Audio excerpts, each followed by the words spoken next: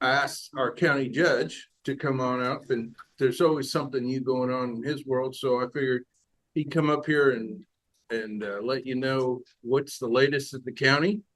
And so please help welcome Bryan Wilson, also Rotarian out of the Noon Club. Well, it's typical for me. I always prepare a handout. So in case I get bored, you got something to look at. So you grab that mic. Okay. This one right here.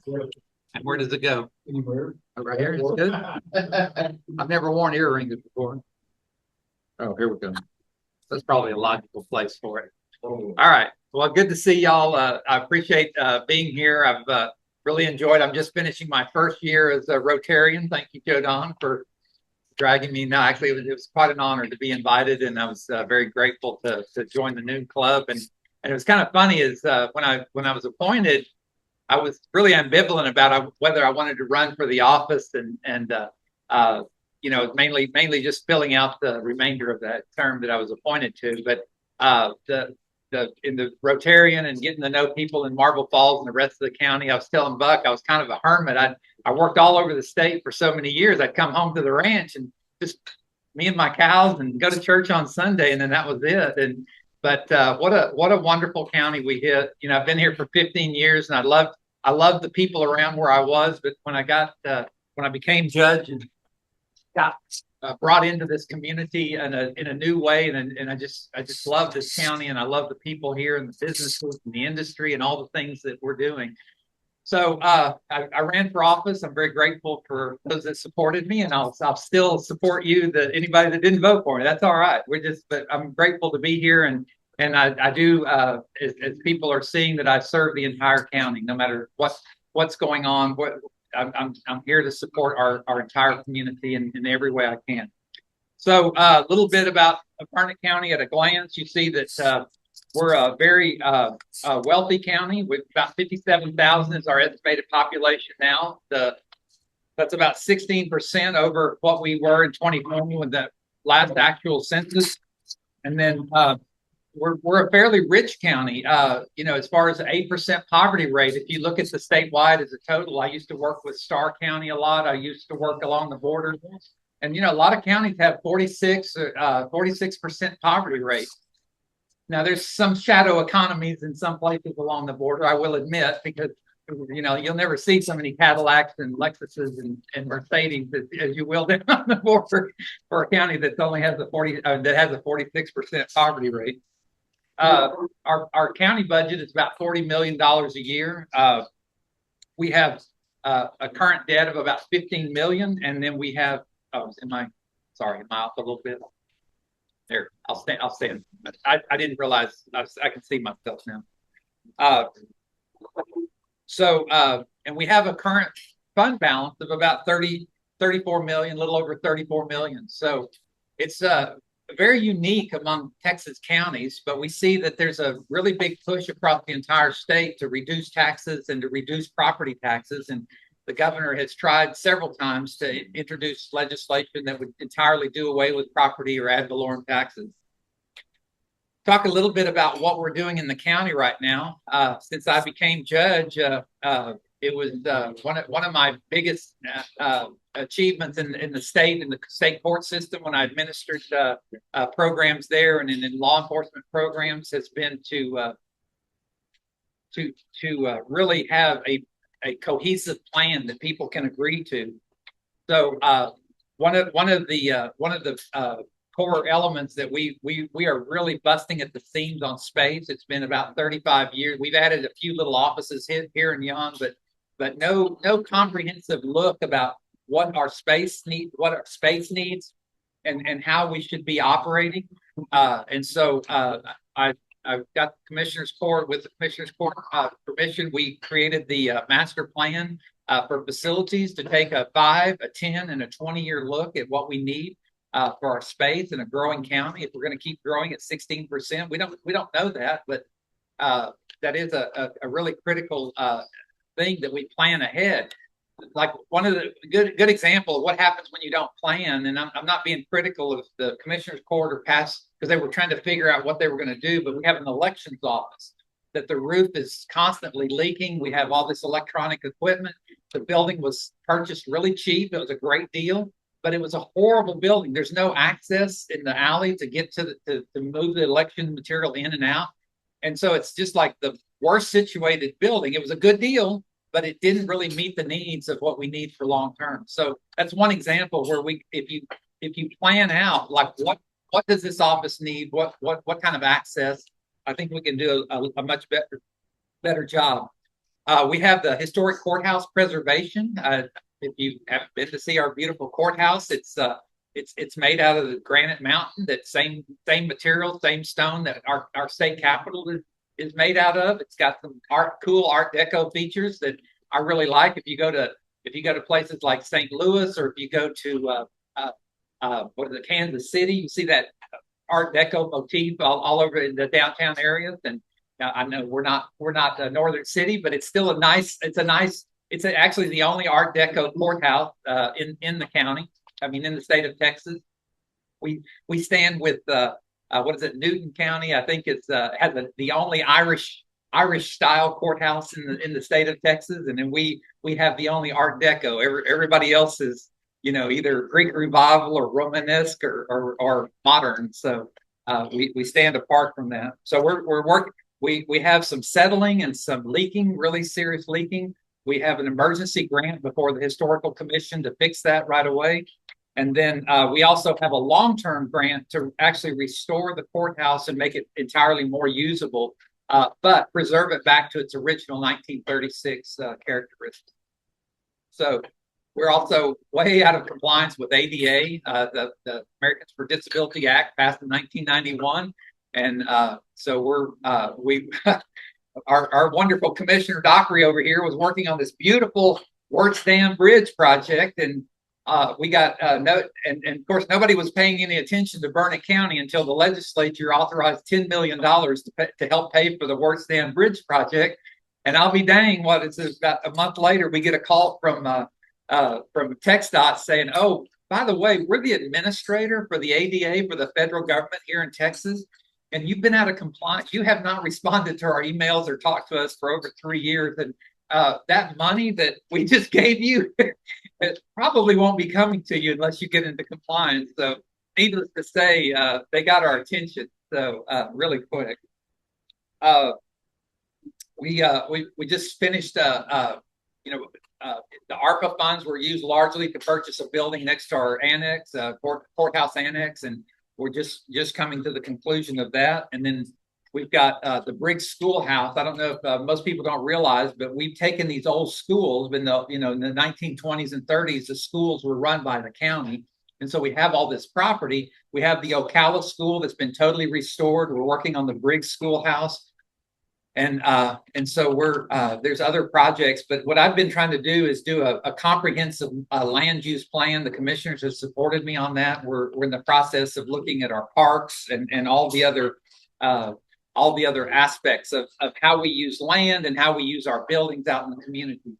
The other thing is real critical, the transportation plan. It's been over 15 years since we've had a full-blown transportation plan. We've made some amendments and changes along the way. But Commissioner Dockery has taken the lead on the transportation plan. It's been a really, it's things don't work out, people turn over and changes are happening all around the state. And so, but we're plugging away to make sure we have a comprehensive transportation plan. And the reason that matters is because right now, what I've learned since I became county judge that I didn't realize beforehand as just a taxpayer is every single property, every single day is subject to eminent domain. There's no comprehensive thought given by the state, the federal government, or in many times local jurisdictions about how we should agree and have public input about where our roads and trains and pipelines go. It's just like, Gil's got that piece of property. I want to put a pipeline to get to wherever I'm trying to go. And so I'm just going to go across his, and I'll give him some money, and hopefully he'll shut up and either move or just suck up. And we're doing that for transmission lines and everything. And it's like, but transportation planning provides an opportunity for the community to come together and say, what is this community going to look like in 10, 20, 30, 50 years, and start setting aside corridors ahead of time. And the law allows, once the transportation plan has been fully vetted within the community and we make choices, we decide that we're going to have a thoroughfare or clean up a road or get that so that we can do set asides. Right now, we're talking about Commissioner Docker and I were in a planning meeting, and they're putting in this is it called a combine? Is that what it was called? Is that the right term? Turbine intersection down here at 281, and where there's a high rate of accidents and a high rate of deaths. Well, if you didn't notice, because we didn't have a transportation plan, somebody was able to build 3 apartment complexes right up against, literally within 10 feet of the road, the current right of way. Because we didn't have a plan to think, well, one of these days we might want some sort of easier flow through there. And so the cost constraints now, the state of Texas says we're not buying those three apartment complexes to put the kind of road we need here. So they're just going to modify the road to fit within the confines of what they have. Well, I remember in 1984 coming out here with 3 little kids going out the Lakeway thinking, wow, this is really crowded. I mean, the way that Cloverleaf was. And who knew that, years later, somebody could have thought at that time to set aside some, do the setbacks. See, they don't confiscate the land. They just make sure that the setback is appropriate to fit the long-term plan. And everybody has a say at the time that we're doing the plan, right? And so it's not like the county's going to tell you how you're going to use your land. We talk about it as a community and decide if we want a rail line somewhere in the future, 50 years, 100 years. I was talking to these mines out here. They have 130 years worth of product to sell in these mines out here. Are they going to go away? I mean, they could. I mean, if you've ever been out to Big Bend, you see that the Quicksilver mine in Terlingua has disappeared. But I mean, how likely is that going to happen in Marble Falls, Texas? I don't know. That long-term planning is our only tool to think about these kind of things. So, like I said, we own 800 acres donated by the Park Sisters. We got 2 boat ramps that we own, right, Eddie? Technically, we have lots of we have the Ocala Schoolhouse, and so we're doing a land use plan to again get the community's involvement. There's people want to use county money all the time. We want to do a facility here. We want to do a deck here. We want to do a what do you call it? Hike and bike trail, but we don't have any planning. I mean, like what does Gil want? I mean, certainly his taxpayers' money is going to be talked about in job. I mean, it's going to be used for Joppa. Your tax money is going to be used in Spicewood. So why don't we have a conversation together about what our priorities are and set those long-term plans together?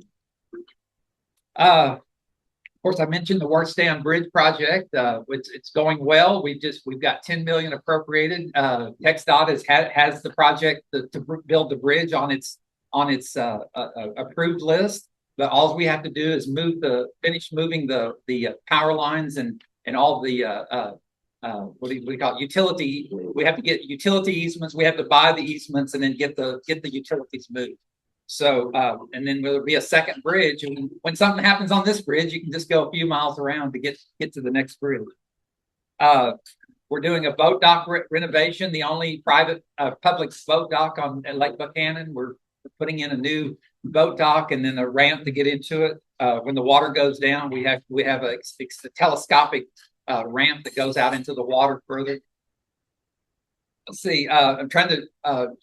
Commissioner Docker and I are working with the Capital Metro. We've got the other day I called to get the toll ticket on this yard out here. Just one yard, 665 trucks a day coming out of that yard, and we have the mine down here, and then we have 4 quarries over there, and then we have Gibraltar and McCoy.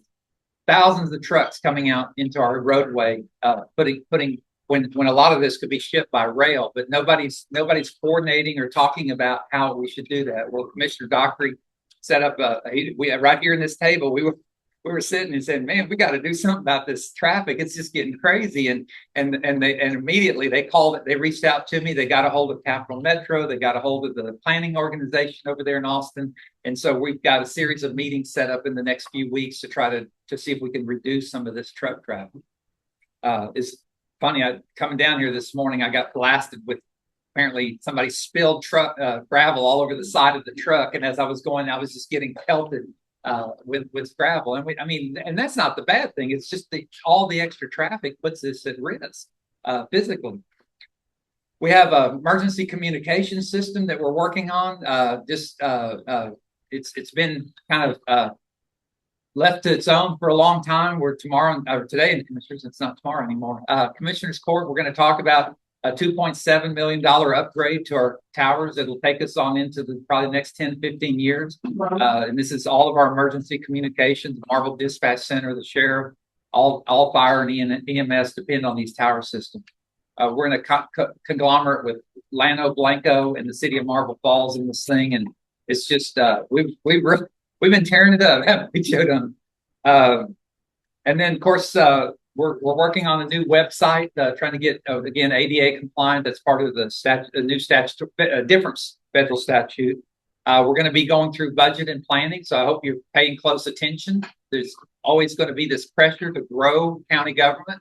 What I've been working on, some of you came to some of my forums and campaign events, and I said, if we raise taxes and we don't deliver a good or a service to the public, then it's theft in my book. And so if we're going to grow government, then you need to be delivered a better road, a better bridge, a better justice system, or access where people can get justice. Everything in my book that we raise taxes on, it's going to have to deliver something. Our courthouse is not adequate. We've got courts scattered across the county. We need to do a better job. We don't have any courthouse security. In 2020, we were identified as a high risk county for courthouse security. I happened to work in 3 of the counties where major shootings took place and knew many of the stakeholders in there. It's a serious risk for me, having worked for the courts for 20 years. And it's something I think this high time that our county starts taking care of our elected officials and our judges and start thinking about how we put together our court system to make it safe, but where people can have access. That's the thing. I remember you might think this shameful, but I remember back in 73 and 74, I'd get my Lone Star long neck and I'd pull up with my Yeller International pickup and I'd pull up to the front of the Capitol and I'd get my beer out and sit on the south side step of the Capitol, 5 miles from my house, and I'd drink my beer. Now, the reason I did that is because Preston Smith said that the first 5 positions on the south side of the Capitol were for the public, and those spaces would never be assigned to anybody. And I grew up in that kind of Texas.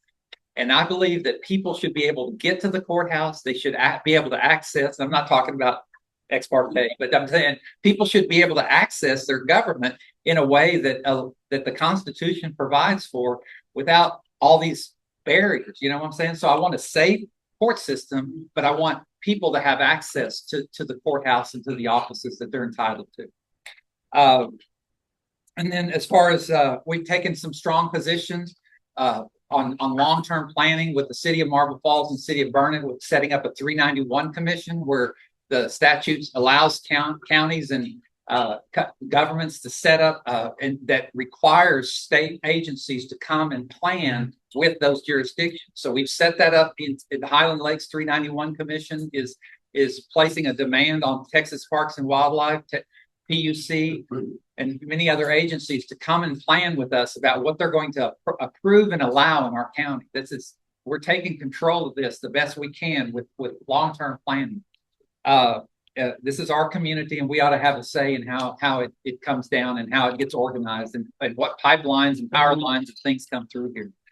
And then finally, we've taken a really strong stand against the 765 power lines that are all 3 routes are proposed routes are coming through Burnet. They didn't look at any other counties, any other vehicles. They were all coming through, which is going to be devastating to our farming community, to our heritage ranches, and our repair. They put the law specifically says they can't use riverbeds and streams, and they put 2 of the 3 lines right through the North Fork of the San Gabriel and right through the Middle Fork, the Russell Fork of the San Gabriel.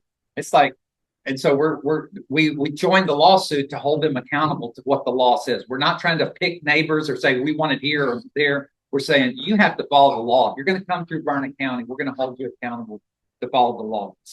And then, of course, we've taken positions on the rock crusher we're against that, not because that's private. That's different than transmission because it's private property. But the damage to water and to the blasting that could happen to within 2 miles of our precious state resource over here, the park. And then of course, we really want more access and information from the Railroad Commission about pipelines and have more involvement about where they go and how they affect our community. Any questions? Yes, sir. Yeah, the Works Dam project is going to help a lot of local traffic, but is the bypass on anyone's radar even long term? Well, it's part of the planning process. I mean, nobody's really willing to take on the issue of bypass until we actually sit down and engage in the planning process. The part of the plan, the big part of the planning process that Commissioner Dockery and I've been working on is the community engagement. I mean, I went to the city of Burnet's community engagement. Me and 6 other people were there for the whole night. Okay, we're going to do everything we can to get people involved. It was kind of funny we were at the presentation of the turbine system down at the high school a few weeks ago, and it was so funny is everybody wanted everybody that was from that little neighborhood where the turbine's going to be near wanted us that we close that highway and only put go do eminent domain on those people and take your land and not use our current highway. Like, well, that's not really a rational thing. So, but we need to get the plan put in place, and we need people to show up to the community engagement portion of it. And so we can notify Eddie and make sure that y'all get a part of that. We really need people to participate, and that's an idea that needs to come up at the community engagement about how that's supposed to work. So thank you for that question. Yes, sir. I'm glad to hear you're looking at courthouse security. A lot of people, in fact, most people don't know that there was an actual, genuine attempt on Judge Savage back when he was on business. It was forwarded due to some jail calls that intercepted. There was a guy who was at the metal detector area, ready to walk through. He declared he wasn't use all the language he used, but he had a Chinese throwing star. Yeah. So it's been a genuine issue. At one time, I had 4 active death threats. It goes on. And yet our courthouses have been wide open. So kudos to the Yeah. If you talk to the people who have actually been in the shooting, Judge Mitchell over in Beaumont County, and the judge, my judge I used to work with in Smith County, this is a long-term impact. It only happens every once in a while, but that one time is too much. And so we've really got to step up our game and make sure that our judges have consolidated, controlled access to who can come in and what's been looked at. So thank you. And it's been a priority since I got here. Anybody else? Go ahead. Hey, keep forward. I want to brag on this commission. There was a time in Burnet County, they had nothing but what I call a road grader commission. They're all good guys. And they've had a drive equipment as long as it was yellow. It said Caterpillar on the side of it. But these guys are really professional. And these 2 right here are mentioned on the whole commission. Thank you. You need to be really proud of them and support them. And I'm just so glad you're standing there and not me. It's been an interesting ride. I'll tell you what, if I knew now what I knew then, I think I would have made insistent that you got it. But no, I'm very grateful to be here. But I did go through more than I could have ever imagined to get here. So Anyway, that's good stuff. All right, thank you. Anybody?